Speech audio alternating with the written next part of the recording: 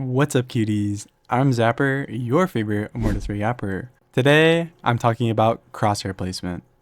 Now, the idea of crosshair placement is actually pretty basic. Keep your crosshair at head height.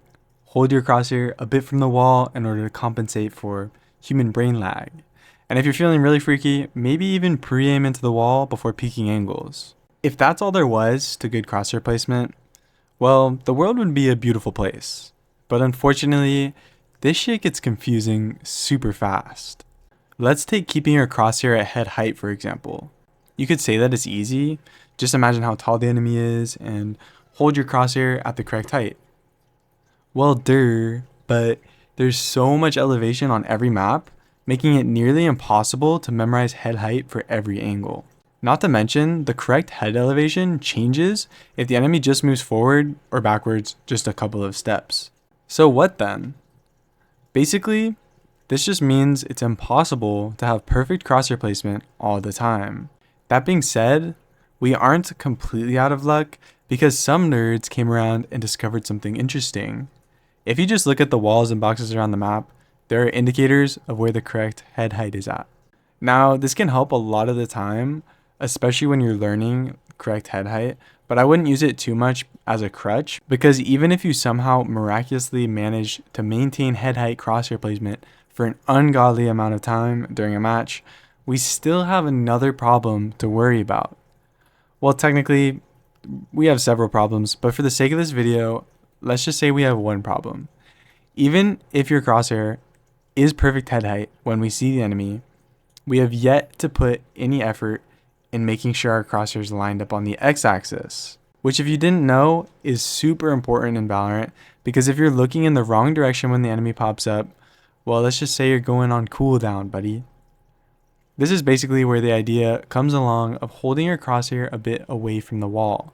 Many players, when they first learn about crosshair placement, tend to hold their crosshair super close to every angle they're holding. The logic is there, but the application is just a tad off. Yeah, you are aiming at the spot where the enemy is most likely to appear from, but humans have this funny little quirk about them known as reaction time. You know, the thing where your brain needs, on average, like 200 milliseconds to react to visual stimulus. And if you hold your crosshair too close to the wall, the enemy will consistently peek out past your crosshair, and thus, your crosshair placement still imperfect. Wouldn't that mean you have to guess where the enemy's going to peek though? And to that, yeah, you do. And that's why crosshair placement kind of sucks. Because the enemy could very well peek extremely close to the wall right after you start practicing to hold your crosshair wider. If this happens to you when you're trying to learn wide crosshair placement, let me just say it's the most annoying thing ever. Luckily, there is a way to minimize this weakness, but I'll get into that in just a second.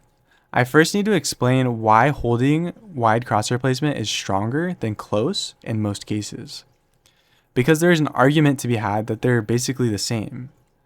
Wide crosshair placement is typically seen as better because as long as your crosshair is wider than or equal to the distance the enemy is at by the time you react to their peek, you don't have to adjust your crosshair at all. Alright, huge sentence, I know, but this basically just means if you hold wider crosshair placement, you can avoid the natural inconsistency that comes from raw aim. As I'm sure you've heard at least 100 times, aiming is inconsistent by nature, and that's why good crosshair placement is so important at the end of the day. So yeah, it's all fun and games, but we still have a huge problem on our hands. We can't control how the enemy moves. So yeah, we could have wide crosshair placement, but they might just peek close like I was talking about earlier. Or maybe our crosshair placement's actually pretty good, but they happen to strafe the other direction before they ever reach our crosshair. Well yeah, that sucks. So where should you put your crosshair then? Luckily there's two solutions for this. Neither of them work 100% of the time, unfortunately, but that's why crosshair placement sucks. Because even the best solutions aren't perfect. So the first solution is to play off angles and hold wide crosshair placement. The reason this works some of the time is because when playing off angles, enemies will often not clear you out purposely. The result of this is a more consistent wide peek. If you don't know what an off angle is, I know some of you guys were asking in my other video, it's simply an uncommon angle that players don't typically clear. This definition can be a little bit weird if you don't know where people usually play, but luckily there's an even simpler way to understand off angles. Just take the two nearest common angles, and a common angle is literally just an angle that has cover right next to it. And then, to play the off angle, simply stand directly in the middle of these two angles. There's a catch though, because not all off angles are built the same. If the two common angles that you're playing in between are close together, your off angle probably won't work. You're likely already picking up on what an off angle really is, but the goal of using off angles is just to be in a spot that places you as far away from the enemy crosshair as possible.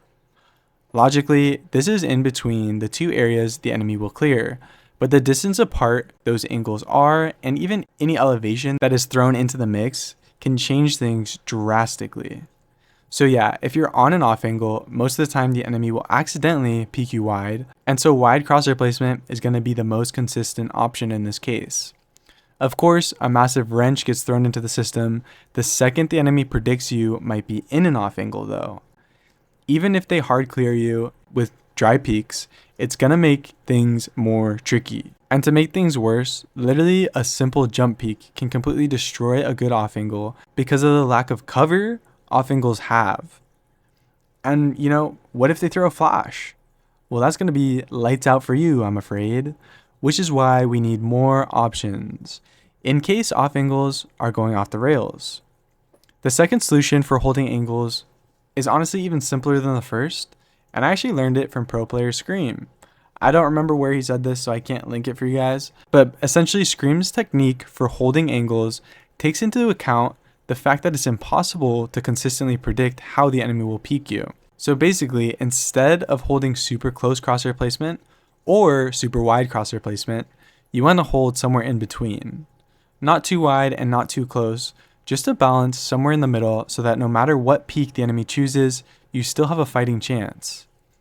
Obviously, even this is still imperfect. Like I said earlier, if the enemy peeks straight into your crosshair and you don't have to aim at all, that is going to be the most consistent. So good crosshair placement, in this case, really comes down to two things: inconsistency of your mechanics and unpredictability of the enemy. Since there are variables here that are out of your control, it's important to have several options at your disposal to help you maintain some level of consistency, even if that consistency is imperfect.